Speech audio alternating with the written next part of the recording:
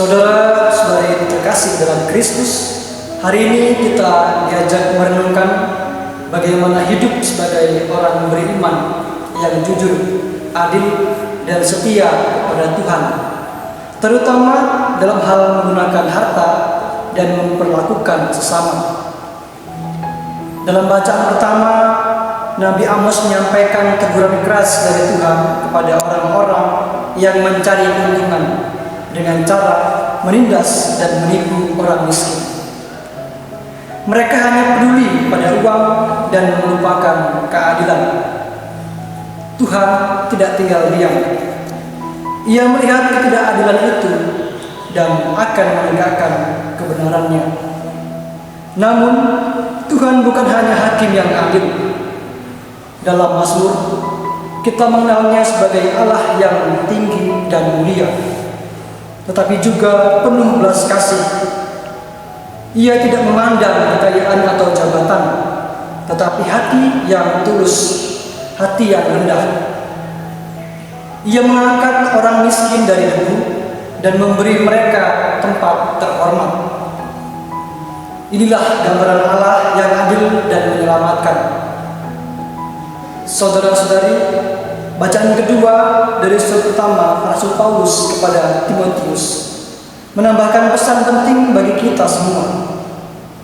Paulus mengajak umat untuk selalu menaikkan doa, permohonan, dan ucapan syukur bagi semua orang, termasuk para pemimpin dan para pemerintah. Sebab Tuhan menghendaki agar semua orang diselamatkan dan mengenal kebenaran.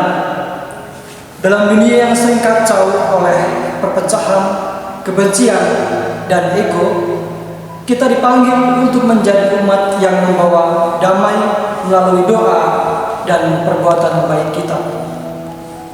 Iman bukan hanya soal pribadi dengan Tuhan, tetapi juga soal membangun dunia yang lebih adil dan damai lewat sikap dan doa-doa kita. Lalu dalam Injil, Yesus memberi kita perumpamaan tentang bendahara yang tidak jujur, tetapi cerdik. Ia tahu bahwa waktunya terbatas, dan ia segera mengambil langkah untuk menyelamatkan diri. Bukan kecurangannya yang dipuji Yesus, tetapi kecerdasannya dalam bertindak. Kita pun diingatkan untuk bijak dalam menggunakan harta dunia, karena semuanya hanyalah titipan. Kita tidak bisa mengabdi kepada dua tuan, Tuhan dan uang. Kita harus memilih siapa yang benar-benar menjadi pusat hidup kita. Dan renungan hari ini mengajarkan kepada kita bahwa hidup orang beriman bukan hanya soal rajin ke gereja, tetapi juga tetap hidup jujur, adil, penuh kasih, dan peduli kepada sesama. Uang tidak bisa menjadi berkat, tetapi juga bisa menjauhkan kita dari Tuhan jika kita tidak menggunakannya dengan bijaksana.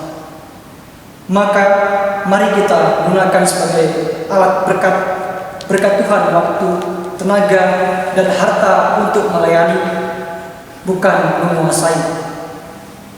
Pilihlah untuk mengabdi kepada Tuhan, bukan kepada mamun.